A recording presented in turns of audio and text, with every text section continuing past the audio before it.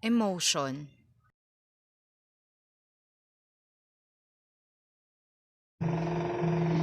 What is emotions? Emotions is the natural sets of minds. According to the sum of theories, there are the states of feelings that result in psychological and physical changes that affects in our behavior.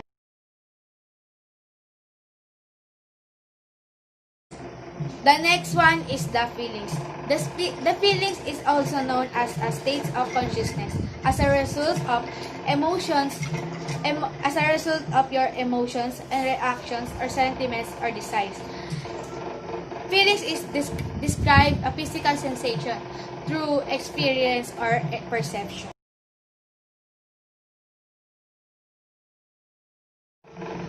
So let's talk about the theories of emotion. The major theories of emotion can be grouped into three main categories: the physiological, neurological, and cognitive. So the physiological theories responses within the body caused by emotions, and the neurological theories brain activity causes emotional responses, and then in cognitive our thoughts form emotions. So there are four theories of emotion, which are the James Lange theory, the Cannon-Bard-Thalamic theory, the Sachter-Singer theory, and the appraisal theory or the Lazarus theory. The James Lange theory is one of the best known example of a physiological theory of emotion. It is proposed by psychologist William James and physiologist Carl Lange. This theory suggests that seeing an external stimulus leads to a physiological reaction. So the Cannon-Bard theory of emotion is another well-known physiological theory. Cannon also suggested that emotional responses occur much too quickly to be simply products of physical states. So, like for example, when you encounter a danger in the environment, you will often feel afraid before you start to experience the physical symptoms associated with fear, such as shaking hands, rapidly breathing, and racing heart. So, the third one is Shatter-Singer theory, also known as the two-factory theory of emotion. And this is an example of a cognitive theory. This theory suggested that the physiological arousal occurs first, then the individual must identify the reason of this arousal to experience and label it as an emotion. So the fourth is appraisal theory or the Lazarus theory. According to this theory, thinking must occur first before experiencing an emotion. So, like for example, suppose you encounter a wild animal in the woods. You might think first that you are in a danger. This leads to the emotional experience of fear and the physical reaction associated with the fight or flight response. So, in emotions, there are two classifications of emotion. The first one is pleasant and the second one is unpleasant. The pleasant consists of joy and love, and the unpleasant is anger and fear. So, let's talk about the major kinds of emotion. The first one is love, an experience from womb to tomb, and it is the feeling of liking. In love, we are conquering all. Even if we're hurt, it is still love, because we are enduring and accepting it. There are 7 different kinds of love. The first one is symbiotic love. The second one is dependent love. The third is possessive love of child. The fourth is confidential love. The fifth is romantic love. The sixth is constructive love. And the seventh kind of love is caring love. So in symbiotic love, it is the love of parents to their month-old child. The dependent love is the love for the toddlers, which is the 1 to 5 years old.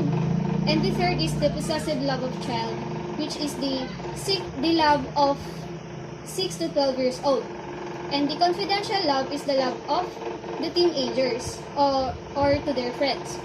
The romantic love is the love of a young adult, and the constructive love is the love of a married couple. And the seventh is the last is the caring value, which is the love of a parent to their offspring. As for Robert Sternberg, a love psychologist identifies the three components of love. The first one is intimacy, refers to the feelings of closeness and bondness in loving relationship. The second is the passion, refers to the drive that lead to romance, physical attraction, and related phenomena in loving relationships. The third is commitment, refers to the decision to stay together. And under the commitment, there are three love. The compassionate love, which has closeness and commitment, but without the passion. The infatuated love has passion, but without the closeness and commitment in a relationship. The third is consummated love, combination of the intimacy and passion, but there is no commitment. So, the second major of emotion is fear. Emotional response to an immediate threat. Social anxiety, for an example, involves unanticipated fear of social situations. The third major of emotion is anger. Anger can be a powerful emotion characterized by feelings toward the others. Anger is often displayed through our facial expressions such as frowning or glaring.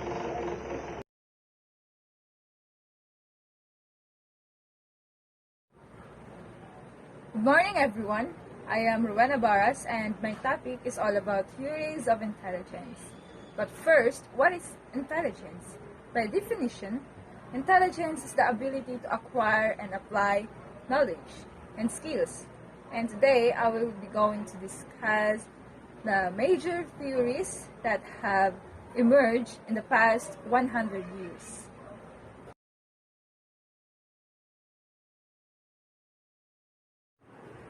So first, we have the two-factor theories by Charles Edward Spearman, and he assumes that there are two kinds of intelligence, namely the general ability and specific ability. General ability or general intelligence or general ability or factor or G factor refers to those underlying factor that can lead you to success. Just like, for example, if you passed the exam and verbal test, you would probably have nearly 100% probability of passing also the comprehension exam.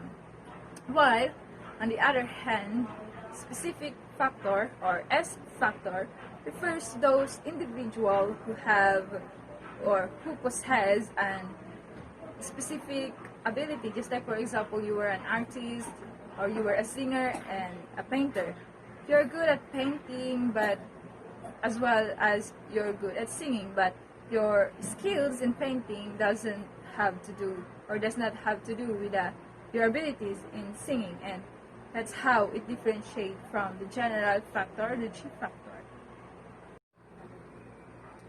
So for the second theory, we have the Thurston-Whitehead group factor theory by Louis Leon Thurston. So in here, unlike Spearman, who viewed intelligence as a single or general ability, he focused on 7 primary mental ability which are independent to each other. Just like we have the 7, we have the verbal, it is the ability to comprehend and understand word. It is also the verbal ability or the vocabulary ability. We have the numerical, and it is the ability to solve problems, solve arithmetic problems or arithmetic operations. We have the spatial ability. It is the ability to view or visualize relationships or geometric purposes.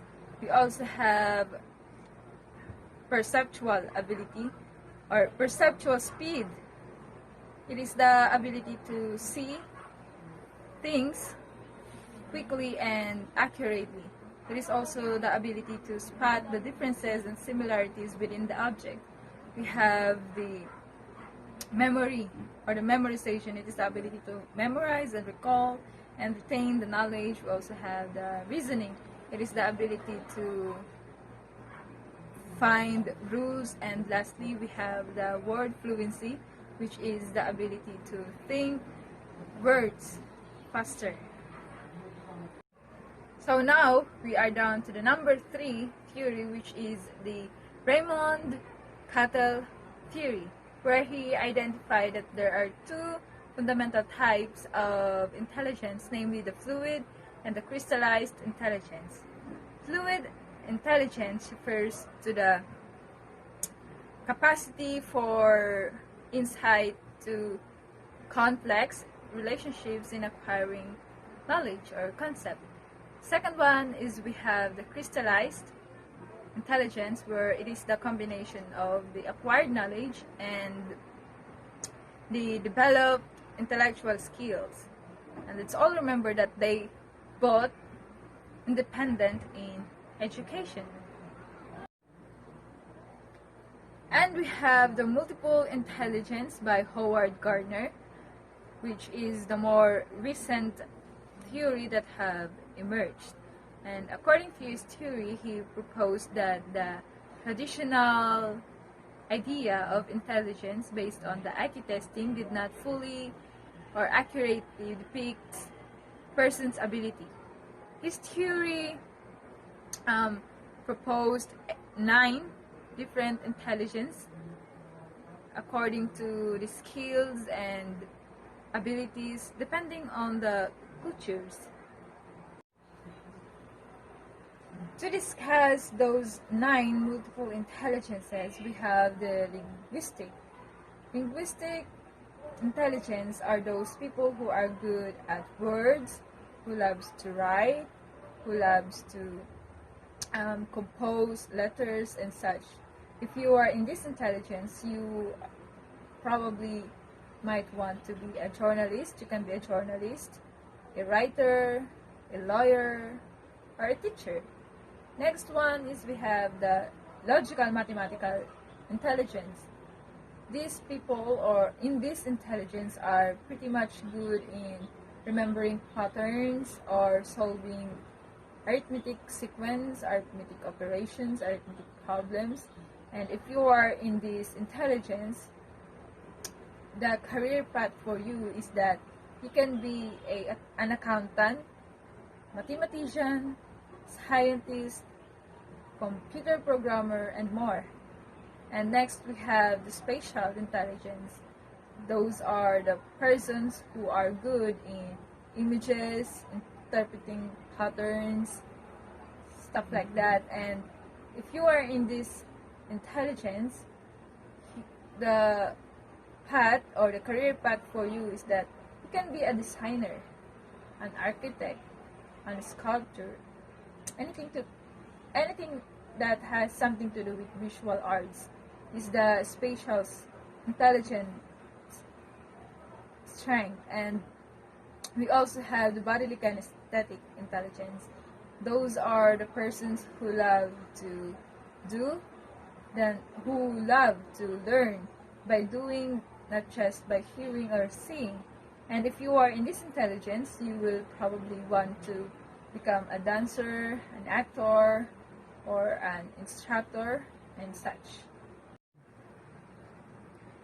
Next is we have the musical intelligence. Those are the persons who have a high appreciation for music. They are extremely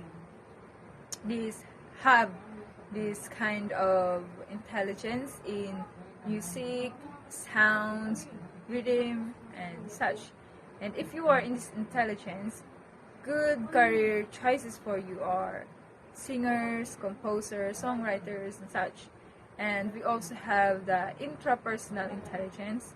Intrapersonal, those are the person that knows themselves better. They know their own emotions, feelings, and motivations. If you are in this intelligence, you can be philosopher, a theorist, and such. And for interpersonal, those are the persons who can put themselves on other people. They are good in sympathizing to other people. They are pretty much good in interpreting what other people's emotions, feelings, thoughts, and motivations. And if you are in this intelligence, good career path for you is that you can be a politician, you can be a consultant, psychologist, and such. And we also have the naturalistic. Those are the persons who are deeply in love in God's creature, the plants and everything that exists. They love it. And if you are in this intelligence, good career path for you is that you can be a farmer, a fisherman, a botanist, and such. And we also have the existential. Those are the people who love to talk deeply about the human existence. Moving on, we are now in the kinds of intelligence test. So in Google, there are a lot of types of intelligence tests, but today we are going to discuss in Stanford Binet scales of intelligence. So it requires verbal and nonverbal ability to emphasize the consideration of ages in interpreting the results of the exam. So the formula would be IQ is equal to mental age over chronological times 100. And we also have the Wechsler's scales for children's ages 6 to 16, and we also have Wechsler's scales for adults. So we have what we call the giftedness, the geniuses, and the prodigies. Those are the people that has an IQ test result or score of 130 and above. They are much pretty cool in excelling in academically, and they were mature at a young age. But as I scrolled in the Google, I saw some articles that says that scoring 130 and above in IQ test doesn't always mean that they were smart. It's just that they have this kind of large potential in entering to a business world because they will be offered by so many companies for work in the future. So it's just that they are more privileged, but they're not actually that smart. That's how I read the article from the Google. IQ tests or intelligence quotients also help us to detect whether you have the mental retardation or feeble-mindedness. It is symptoms of subnormal intelligence malfunction and impaired behavior that occurs between the developmental stage ages under 18. And retardations, we have 4 types of retardations. We have the mental retardation, the moderate retardation, severe retardation, and profound retardation. So in mental retardation, IQ lies between 50, 55, and 70, while in moderate retardation, it lies between 40 to 50 or 35, 40 to 55, while in severe, it lies 30 to 45, and in profound, we have below 20 IQ score. So, as you can see from the slide, there are causes of retardation, and rubella is one of them. Rubella is a virus that was born together with the baby, and it causes them to have a defect in hearing, and also it loses their sight, and mental retardation. Also in syphilis, wherein the skin is so smooth that it was so prone to allergies, rashes, and such. And it can also be a cause to lose their hearing capability and visual capability, which can also lead them to have the mental retardation. We also have the meningitis, wherein the loss of the teeth of the baby can also be a hinder for them to speak and to acquire knowledge, and it is also a factor that it loses their hearing and visual capability.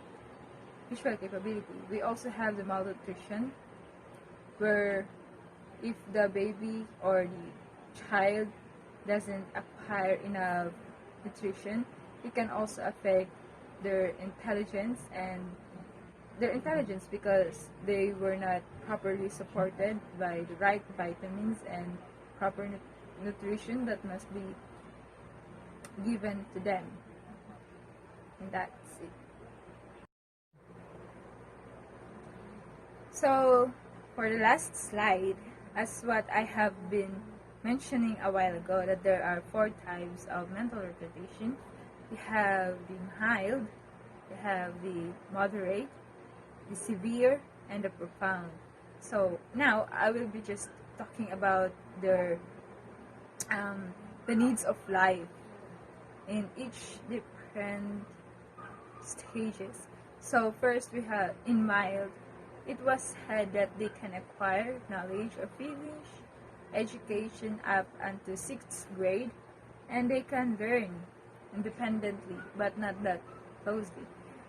In moderate, they can finish up to 2nd grade and they can learn on their own, just like, for example, cleaning oneself. And for the third one, which is the severe, they cannot go to school, they are uneducable, but they can work with a close supervision. And lastly, the profound, they are now totally uneducable because they cannot go outside like those other stages, but they need full attention and full supervision. And that's all.